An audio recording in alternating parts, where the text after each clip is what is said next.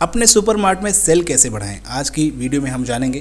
अगर आपने एक सुपरमार्ट ओपन किया है या ओपन करना चाहते हैं और उस पर सेल बढ़ाना चाहते हैं तो आपको क्या करना है। मैं आज की वीडियो में हम ये बात करेंगे, डिस्कशन करेंगे कि अपने मार्ट में बिक्री कैसे बढ़ाएं, अपनी सेल कैसे बढ़ाएं, क्योंकि सेल नहीं होगी तो आपका मार्ट नहीं चलेगा और अगर सेल नहीं हुई तो आपका मार्ट क्लोज़ भी करना पड़ सकता है ना।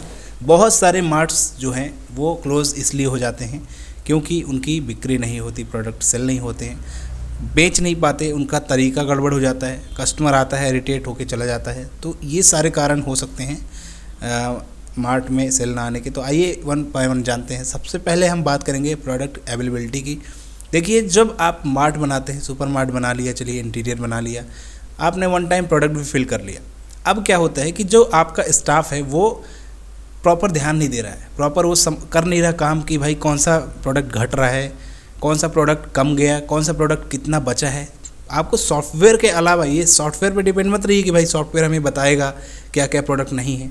ठीक है, बताता है सॉफ्टवेयर, सारी चीज़ें मैनेज कर देता है, पर मैनुअली फिजिकली भी तो हमें पता होना चाहिए, क्योंकि सिर्फ सॉफ्टवेयर के भरोसे रहेंगे तो सॉफ्टवेयर में तो आपका सारा डाटा दिखाएगा कि आपके पास इतना प्रोडक्ट है, 10 पीस इसके हैं, 20 पीस इसके हैं, लेकिन फिजिकली भी तो उनको देखना पड़ेगा कि वो पीस एक्चुअल में है उतना कि नहीं, ये चोरी हो गए या कहाँ गए। तो ये दोनों चीज़ों को मैच करके रखना पड़ता है। ठीक है, तो सबसे पहले होता है प्रोडक्ट अवेलेबिलिटी। अगर आपका मार्ट है तो प्रोडक्ट अवेलेबल होना चाहिए, वहाँ पे जो है रिफ़िल होना, यानी आपने एक बार माल को ला के भर लिया, फिर जब वो बिक्री हो जाए या सेल हो जाए तो फिर देखना है कि भाई कौन सा आइटम घट गया, उसको तुरंत रिफ़िल करना है, किस वेंडर से वो प्रोडक्ट आया है। तो ये रिफ़िलिंग करने की प्रोसेस तगड़ी होनी चाहिए। ऐसा नहीं कि बस ओपन कर लिया मार्ट, फिर इसके बाद ये किए जा रहा है, माल को रिफ़िल नहीं कर रहे हैं, तो ये चीज़ में गड़बड़ होगा और प्रोडक्ट अवेलेबल नहीं रहेगा। तो कस्टमर आएगा, भाई देखेगा यहाँ प्रोडक्ट मिलता नहीं है मोस्टली, तो फिर वो चला जाएगा। ठीक है, तो ये पहला कारण है। दूसरा कारण ये भी हम समझ सकते हैं कि जो आपका प्रोडक्ट है ना, जो ज़्यादा रनिंग, ज़्यादा सेल आइटम होता है, जो ज़्यादा मूव है, फास्ट मूविंग आइटम, ऐसे आइटम्स को आप ज़्यादा रखें, ऐसे आइटम घटने न दें, क्योंकि वो जब भाई कस्टमर आएगा और वो नहीं पाएगा वहाँ पे माल, तो उसको लगेगा इस मार्ट में यार माल ही नहीं मिला करता है, वहाँ मत जाए, यहाँ चले जाओ। तो ये चीज़ है, अवेलेबिलिटी होनी चाहिए। जितनी ज़्यादा वैरायटी आप बढ़ा के रख सकते हैं, भले आप 5-5, 6-6 पीस रखो, लेकिन वैरायटी आपके पास होनी चाहिए। प्रोडक्ट की वैरायटी अगर आपके पास हुई तो आप उसमें खेल जाएंगे, आपके लिए बेहतर होगा वो। तो वैरायटी आप बढ़ा के रखिए अपने प्रोडक्ट्स की। ठीक है, फिर इसके बाद हम करते हैं प्रोडक्ट अरेंजमेंट की। अगर हम बात करें, प्रोडक्ट को ऐसे नहीं रखना कि कुछ भी प्रोडक्ट कहीं भी पड़ा है, फैला पड़ा है, मतलब इस तरह से जमा के रखना है कि बहुत सुंदर दिखे। कोई भी चीज़ ऑर्गेनाइज्ड होती है ना तो बहुत अच्छा लगता है कस्टमर को आने में भी, और आपके स्टाफ को भी मन लगेगा, और करना आपके स्टाफ को ही है, और आपको भी अच्छा लगेगा कि भाई सब अरेंजमेंट है। बल्कि ऐसा नहीं कि भाई माल आया फेंक दिए, कुछ यहाँ पड़ा है, कुछ प्रोडक्ट यहाँ पड़ा है, कुछ यहाँ पड़ा है, ऐसे में गड़बड़ होगा। तो अरेंजमेंट बेस्ट, ये बहुत ज़रूरी है प्रोडक्ट का अरेंजमेंट करना। तो ये आपके स्टाफ को हम प्रॉपर ट्रेन करते हैं जब हम कंसल्टेंसी देते हैं कि भाई प्रोडक्ट को जमाना है। ये ऐसे नहीं कि अरे होगा पड़े रहने दो। 5-6 स्टाफ हैं आपके यहाँ, कोई स्टाफ कहीं से निकल रहा है, उसको दिखा कि यार ये प्रोडक्ट गड़बड़, तो ये नहीं कि अरे हो गया, उसका काम है वो कर लेगा।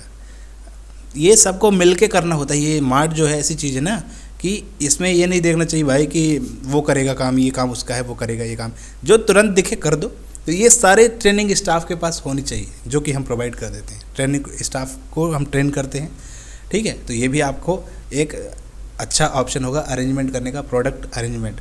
नेक्स्ट है डिस्काउंट इन मार्जिन। अपने प्रोडक्ट में डिस्काउंट लगाएं। डिस्काउंट वाला सिस्टम आपने देखा भाई, रिलायंस, मैंने सुना था कि रिलायंस और ये बड़े बड़े जो मार्ट है ना, ये लोग प्रोडक्ट को कस्टमाइज करते हैं। इनके यहाँ जो प्रोडक्ट होते हैं मोस्टली देखना कि उनमें कई प्रोडक्ट में, सब में नहीं बोल रहा हूँ, कुछ प्रोडक्ट में भाई ये लोग पहले से ही प्राइस बढ़वा लेते हैं। 1000 रुपये MRP है तो उसका 1200 MRP कर दिए, अब उनको ख़रीद ही फिर कम में मिलती है। वैसे ज़्यादातर ऐसे प्रोडक्ट है ना जैसे कि MRP बहुत हाई लिखी होती है, ख़रीद उनकी 50% से भी कम में होती है परचेस रेट, फिर उसको सेल करते हैं तो 20% हमने और चलो ऐड कर दिया या 10% ऐड कर दिया अपना प्रॉफिट, फिर सेल किया। तो ये चीज़ चलती रहती है। आपको मार्जिन वहाँ पे ज़रूर दिखाना है, हर एक रैक्स में लगाना है पर्ची कि इस प्रोडक्ट का प्राइस इतना है, इस प्रोडक्ट में इतना डिस्काउंट है, इतना डिस्काउंट है। आप बड़े बड़े मॉल में गए होंगे, इसमें गए होंगे स्मार्ट बाज़ार वगैरह में, वहाँ पे येलो कलर का जो कार्ड लगा होता है उसमें सब में लिखा रहता है ना, you save 5 rupees, you save 2 rupees, you save 100 rupees ऐसे करके। तो ये भी एक अच्छा ऑप्शन है कि डिस्काउंट एंड मार्जिन लगाएं। कुछ ऑफर्स चला सकते हैं आप कि भाई कोई भी कस्टमर आए 1500 रुपये की परचेसिंग अगर करता है या 1000 रुपये की परचेसिंग करता है तो उन्हें हम आधा किलो शक्कर देंगे, तो आधे किलो के शुगर के पैकेट बना लीजिए, वो फ्री दीजिए कस्टमर को। तो कस्टमर को भाई फ्री अगर कुछ मिलता है तो वो मज़ा आता है उसको, ठीक है, ये बेस्ट तरीका होगा। तो कस्टमर को फ्री भी हमें प्रोवाइड करना है। 1000 रुपये की शॉपिंग, मिनिमम शॉपिंग 1000 रुपये का बिल बना तो उन्हें दे दो आधा किलो शक्कर। अगर 800 की शॉपिंग की है तो उन्हें बताइए कि भाई 1000 रुपये की शॉपिंग आप 200 का कुछ और ले लीजिए, आपको आधा किलो शक्कर मिल जाएगी फ्री में, तो वो 200 रुपये की और परचेसिंग करेगा। तो ये आपका इसमें क्या होगा कि 1000 रुपये की सेल होगी, और मान लीजिए आपके पास मिनिमम 50 कस्टमर भी आ गए तो 50,000 की सेल बन गई। और मिनिमम कम से कम की हालत में 50 कस्टमर आए और 1000 की शॉपिंग की तो 50,000 की सेल हुई, है ना, 50,000 की सेल हुई। और उसमें आपने गिरी हालत में सब खर्चे वर्चे काटने में 5% भी कमा लिया तो दिन का यार 2-4 हज़ार रुपये कमा लिया, बहुत है गिरी हालत में सब खर्चे काटने के बाद। तो ये चीज़ है ना, सोचो। तो भाई एक बेस्ट ऑप्शन है ग्रॉसरी स्टोर। लेकिन भाई ऐसा अभी उसके बारे में और बातें करेंगे, पहले ये सेल के बारे में बात करते हैं, ठीक है। डिस्काउंट एंड मार्जिन लगाओ, ऑफर्स लगाओ, लकी ड्रॉ सिस्टम लगाओ, ये सब चीज़ें चलते रहनी चाहिए मार्ट में, तो कस्टमर बने रहते हैं, ठीक है। By one get one offer लगाओ। बाय वन गेट वन वाले प्रोडक्ट क्या है, मार्केट में 10, 15, 20 प्रोडक्ट ऐसे हैं जो बाय वन गेट वन में मिलते हैं। उन प्रोडक्ट को भी खरीद के लगा दो, फ्रंट में लगा दो, उनमें बड़े बड़े टैग लगा दो कि बाय वन गेट वन। उनमें भी अच्छा खासा मार्जिन मिलता ही है। खजूर वगैरह हो गए, स्प्रे, डीओ, है ना, और होम क्लीनर के कई आइटम हैं जिसमें बाय वन गेट वन रहता है। कुछ कॉस्मेटिक आइटम है उनमें बाय वन गेट वन मिल जाता है। तो जो by one get one scheme है वो सब प्रोडक्ट में नहीं होता, मुश्किल से 20-25 प्रोडक्ट में होता है। तो उस प्रोडक्ट को रखो और बाय वन गेट वन लगा दो, या फिर जो माल एक्सपायर होने वाला है उनको सेल कर दो, जो अपकमिंग एक्सपायर है उनको लगा दो बाय वन गेट वन में। जल्दी बेचना, उनको बिक नहीं रहा भाई, माल ख़राब हो जाएगा, उनको भी बेच दो। तो ये अरेंजमेंट स्टाफ को ही करना है, आपके मैनेजर को करना है और आपको करना है। तो ये आपके प्रोडक्ट भी ख़राब नहीं होगा और सेल भी अच्छी खासी होती रहेगी। फिर ऑफर्स कॉम्बो की हमने बात कर ही लिया। तो ऑलमोस्ट ये सारी चीज़ें एक्टिविटीज़ अपने स्टोर में आप करते रहिए, तो आपका सेल भी बढ़ेगा, आपका प्रोडक्ट जो है बिकेगा और आपको प्रॉफिट होगा। और ये सारी चीज़ें अगर आपने किया तो आपका स्टोर प्रॉफिटेबल होगा, धीरे धीरे करके चलेगा। तो ये तो चलिए ठीक है, सेल बढ़ाने की तकनीकी हो गई।